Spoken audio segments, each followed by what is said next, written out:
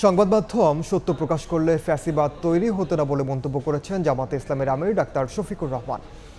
সকালে রাজধানীর বড় মগবাজারে দৈনিক সংগ্রামের প্রকাশনার সুবর্ণ জয়ন্তীর অনুষ্ঠানে তিনি আরও বলেন, ফ্যাসিবাদ সরকারের আমলে প্রকৃত সত্য প্রকাশ পায়নি, যা এখনও কিছু কিছু ক্ষেত্রে রয়ে গেছে।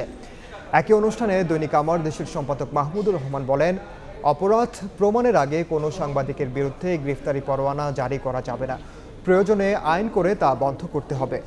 মত প্রকাশের স্বাধীনতার জন্য কাউকে হয়রানি করা যাবে না বলেও উল্লেখ করেন তিনি।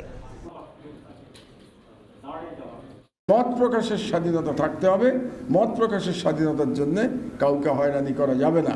বর্তমান সরকারের আইন করে দিতে হবে যে কোনো সাংবাদিককে মামলায় গ্রেফতারি পরোয়ানা দেওয়া যাবে না বিচার সমাপ্ত হওয়ার আগে পর্যন্ত। অনেকেই সত্যকে সত্য হিসাবে তুলে না ধরে ফেসিবাদের সাথে আপোষ করেছিল। ফেসিবাদী আমলে এটা একেবারেই হয়নি। এখনও তার কিছু কালো ছায়া আমরা লক্ষ্য করি।